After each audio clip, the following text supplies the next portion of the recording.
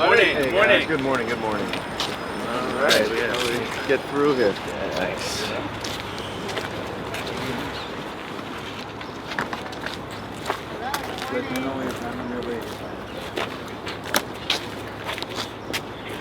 All right. Good morning, everyone. Thank you for joining us in front of City Hall here, and I'm very proud to be here to endorse Zellnor Myrie, state senator from Brooklyn, to become the next Democratic candidate for mayor. Zellnor and I have been working together since I got into office a couple of years ago on many issues that are facing New Yorkers and that are challenging our city. And I'm proud to be here to endorse Zellnor as a representative of the new generation of Democrats, both in New York City and across the country, who bring a pragmatic, visionary, and courageous approach to policy and politics. Zellnor has rolled out a number of policies that reflect his focus on what I hear from constituents and New Yorkers matters to them the most, which is the cost of living and public safety. Zellnor has the most progressive, and I emphasize that word, housing policy of any candidate in the race, with a goal of building 1 million new units, which are so desperately needed here in New York. And to do that, we're going to have to partner with everyone around the city in order to build those units. And his public safety platform combines actual safety, increasing law enforcement officers, clearing cases, and improving the mental health support that so many in New York can get, while also hitting the root causes of crime with mandatory universal aftercare program, as well as efforts to divert young people from the criminal justice system and then help people re-enter. He's been a leader in Albany. He's passed a number of laws that have really been instrumental and innovative for New York.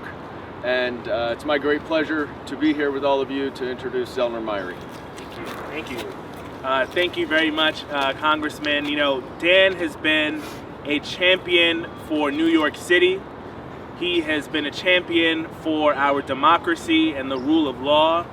He has been willing to stand up to President Trump, and he has fought for this city in Congress, and so it is really my honor to have his support. He has also recognized that the Democratic Party needs strong and new leadership to focus on the things that this city cares about. And what we are seeing, unfortunately, in this moment is inaction from City Hall on the things that matter the most. You know, I ran for state senate in 2018 because there was inaction in Albany. The things that mattered most to New Yorkers: funding for our schools, protections for our tenants, standing up for true public safety. Those things were not happening because there were Democrats that were willing to compromise and work with Republicans under the first Trump presidency. Now we have the same inaction and collaboration with the Republicans coming out of City Hall. A mayor more interested in cozying up to the president than focusing on the issues that New Yorkers care about. We have child care centers that are closing. We have housing costs that are way too high. Our subways and our streets feel less safe than they have in the past. And instead of getting the solutions to those problems, we have gotten silence from this administration. So I have a couple of plans. 1 million homes to bring down the cost of housing. More police officers and detectives to solve every shooting and bring down crime. After school for all, so that our working families can have some relief and that our kids can be in some place safe. We cannot look to the past for the solutions to our future. The leaders who have had the power to do this, in many instances for decades, that have gotten us to the point that we're at right now. It is time for generational change, and that's why I am proud to have the support of a fellow lawyer, a fellow Brooklynite, a fellow champion for this city in Congressman Dan Goldman. So I'm happy to take any questions, and thank you again for coming today.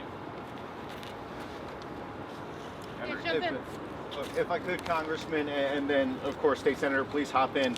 Why now? It's fairly early. It's somewhat unusual in a New York mayoral cycle to see this.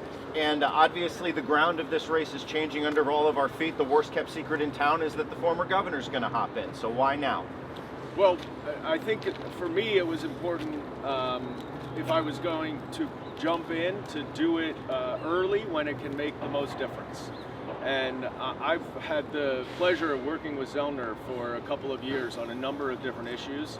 And I know not only how smart he is, how thoughtful he is, how creative he is in solving our problems, but also what a man of integrity he is. And so my goal in this is to help New York City with some new ideas, a new generation of Democrats. And it seemed to me that it had the best chance of making a difference in the race if I did it early. Hi. Is it also an effort by you to send an early message to New Yorkers that perhaps Cuomo is not a good choice? I know you're speaking generally about politicians of the past, but what is your thought about Cuomo coming back? Look, he's not in the race. People have been talking about him joining for months now. The primary's in June. It's 4 months away, and I think that it's time to assess the candidates who are in the race. And it's very clear to me that right now, Zellnor is the best candidate for New York City. Good morning, Congressman. You're obviously closely watching, following, working through all that's happening throughout our country with the new president. Are there any areas where you're concerned about Mayor Eric Adams and his potential collaboration with the president, or the messages that he's sending in terms of policies that the new president is rolling out? Like, why back Zellnor as opposed to the incumbent mayor who's in office right now? I am very concerned with how much the mayor seems to be focused on his criminal case as opposed to leading the city and doing what's right by New Yorkers. And it is clear that he has been more focused on building a personal relationship with Donald Trump for his own personal interest than focusing on what New Yorkers really need at this time, as Donald Trump and Elon Musk are trying to tear down our government, take away so many of the essential services that New Yorkers need. And we need someone who's going to fight against those efforts to take away SNAP, to take away Medicaid, to take away Head Start. That's what Donald Trump is doing, and we need a mayor who will stand up for all of the New Yorkers, and it's millions who rely on those services. Yes, Congressman Goldman, you've been a champion of Israel's right to genocide in Gaza for the last year and a half. I'm curious if the war resumes after the first stage of the ceasefire, Israel continues its assault on Gaza, will you reconsider your position on the war? And you've voted to send tens of billions of dollars of weapons to Gaza. We can see the complete obliteration that's happened there, more than 60,000 people dead. Do you have any thoughts about that? And also, Zellnor Myrie. Also, I just want to ask Zellnor if there's any space between your position on the war, which New Yorkers feel very passionately about, one way or the other. Is your position any different than the congressman's? We're taking on-topic questions, and your false accusations of genocide are not on topic. Sir, absolutely. Do I have confidence in? Look, I think this is why we're here. We have a primary in 4 months. We need new leadership in the city, and I sincerely believe that Zellnor is the right person to take the mantle for this city, and he's got the vision, and I am confident that he will surround himself with top-notch people, which is something that the city also sorely needs to make sure that his vision is executed. Biggest issue on Question, can you speak a little bit, Zellnor, about your coalition? Can Dan help you get some of the Catherine Garcia voters from 2021? It seems like one of the arguments for you is that you have potentially the broadest coalition. So what is that coalition? I think New Yorkers expect a mayor that has the ability to build coalitions, not just for campaigns, but in actually getting the work done and delivering for New Yorkers. I've been able to do this in my work in the state Senate already. We passed the nation's first gun industry liability law, replicated by 8 states across the country. We introduced and passed the strongest voting rights legislation in the country, the John R. Lewis Voting Rights Act of New York. That took building coalition.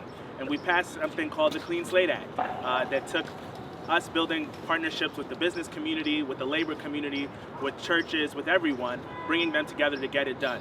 This is going to be the same effort here in this campaign. I have the ability to speak to many New Yorkers, not just because I'm a candidate, because I'm a New Yorker. I'm born and raised here. I have the lived experience. I grew up in a rent-stabilized apartment, and I also worked at one of the best law firms in the world. That is what makes New York City special, and the next mayor has to be someone that can speak to all of those constituencies. With Dan's support, I think we're going to be able to do that. Perhaps the biggest issue on the... Oh, sorry, go ahead, Do you feel like you're running against Adams or Cuomo? How are you gearing towards your campaign? There is one mayor in office right now who is failing New Yorkers, and that is the person that I'm running against. But I'm prepared to make my case to New Yorkers that we cannot look to the past to get the best solutions for the future. Part of why I ran for state senate back in 2018, because under Cuomo, Albany was failing New Yorkers and failing my black constituents in particular. We bore the brunt of his failures. We bore the brunt of no money for our schools, our hospitals, and no tenant protections. And so I'm prepared to step up and make our case to all New Yorkers. The biggest issue maybe on the campaign trail in this very moment, and I know it'll change over time, and you've mentioned housing and other things, is a controversial memo produced by the Adams administration on Sanctuary City. What is your read of the memo? The mayor says he's just trying to protect city workers. Was he right? Was he wrong? What's your read on that? And if you could answer as well, please, Congressman, because this applies to Sanctuary City and the ongoing deportation efforts. Thank you for the question. You have 2 lawyers up here, so we might go a little long. But at minimum, we have to rescind, the mayor has to rescind that guidance, because the law is clear on what the level of cooperation should be. And what this memo has done is instill fear and uncertainty in New Yorkers. I grew up in central Brooklyn with very bad asthma to 2 parents who were not citizens when they had me. They took me to Kings County Hospital when I was suffering. If they were here today in this under this guidance and memo, they might be afraid to take me to the hospital, even if I had an asthma attack. Many New Yorkers are feeling that today. And that's why this is such a dangerous step in the wrong direction. This used to not be a partisan issue. It was started under Ed Koch, continued under well-known progressive Rudy Giuliani, and continued ever since. We used to recognize how important it was for us to stand up for vulnerable New Yorkers. So what the mayor is doing now is wrong. That guidance should be rescinded. I think what's most important is to remember that everyone in this country has due process rights. If there are undocumented workers who have been convicted of felonies and should be deported, then the immigration officers can get a warrant, and then they have every right to go into, to find those individuals. But the notion that that's what's happening is false. What is happening is everyday New Yorkers are getting accosted if they look like they may be immigrants, which basically means if they're non-white. And they're demanding papers, they are detaining US citizens. It is complete lawlessness and it's unacceptable. And for the mayor to either allow or encourage that kind of behavior, it runs against our values in addition to our laws. Yeah. On the Eric Adams indictment, as a former SDNY prosecutor yourself, there are all these reports about the current leadership going down to Washington and meeting with DOJ about possibly dropping the case. What do you think, what do you think of that generally, but also what do you think the current interim leadership should do in the face of those requests from the Department of Justice? Well, because I was a former prosecutor in the SDNY, I know that we don't know everything. and it would be silly for me to comment on a case where I haven't seen all of the evidence. They charged the case, they indicted the mayor. I expect that based on the values and the reputation of that office where I worked, that they have strong evidence to support it. And if they do, and then they dismiss the case for political reasons, that is a miscarriage of justice. That undermines our criminal justice system, and that just perpetuates this politicization of the Department of Justice that Donald Trump has already started to implement. Congressman, did you consider running for mayor yourself, and what made you decide against it? No, I'm happy where I am. I think that there are so many challenges in Washington right now. I unfortunately know Donald Trump very well, and I've been in this battle against him and the Republicans for since well before I got to Congress, and so I think that my best and highest use to the party is to remain in Congress. Senator, the Congress member said that there's a need for a mayor who can fight against the Trump administration on behalf of New Yorkers' interests. Could you talk a little bit about how you would do that? Yeah, so I think, to one of the earlier questions about the guidance that we're giving city workers and employees about what their posture should be in this moment, there would be clarity coming from a Myrie administration about what our role is, what the law is, and what we're expected to do. I think we need a mayor that is willing to stand up to the president when he is wrong, and a mayor that's willing to work with the president when he is right. That is the expectation of New Yorkers. If it is in the best interest of the city, then we can work together. If you are coming after New Yorkers, then we cannot and we must stand up. And I just want to add one thing that I think a Myrie administration would do. When the president froze all funding for domestic funding throughout the country, they quickly tried to roll it back. And they said that direct services were not included. While they said that, a number of portals that provide federal funding to essential services here in New York were down. So their memo was not being implemented. And I can assure you that if that is the case, you will hear Zellnor Myrie screaming from the rooftops to get that spigot turned back on so that our essential services that receive federal funding that was already guaranteed and New Yorkers rely on are turned back on. And that's the difference, is that Zellnor will not be afraid to speak out and stand up for what is right and what is just. Oh, sorry. I would ask if it's a different question. Okay, different. You both alluded to the fact that former Governor Cuomo is not a candidate, and so you're sort of leaning into that as a way of not, completely engaging him. But what do you say to people, and are you concerned that the fact that he hasn't jumped in yet is by design, so that he can kind of potentially swoop in at the last minute with dark money or name recognition, and kind of without a lot of a safety net, and Howard not really knowing who's backing him. We've seen the reporting in the Times about his possible coordination between his associates and an independent expenditure. Can you just talk a little bit, each of you, about the potential for like a last minute swoop in, like for lack of a better word? I got into this race not because of who else was running, but because I thought I was the best option. That remains true today, and it will remain true until the rest of this race. I think New Yorkers are looking for fresh leadership. They want to look forward, not backward, and we're prepared to make that case with whoever else enters the race. I've been proud of the support we've already received from so many New Yorkers, contributions from every single council district, every community board district, and my focus is going to remain on continuing to talk to those voters all over the city, and I'll leave the political speculation to the professionals like you.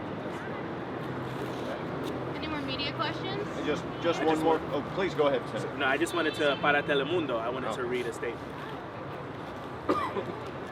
Oh, but go ahead. Go Okay, ahead. no, my final question is since this is a ranked choice election, it is such a crowded field. Congressman, are you evaluating for a second, third place endorsement? And State Senator, have you begun discussing among candidates, sort of cross endorsements like we saw with like Garcia Yang toward the end of the last race?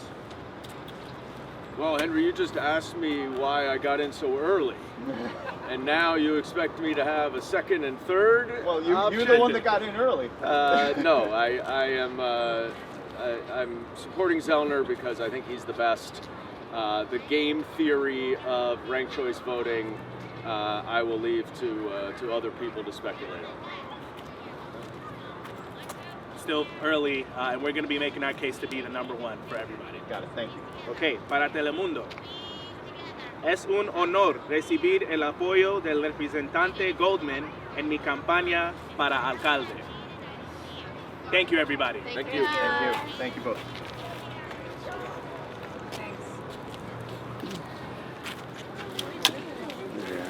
How are you? Good to see you.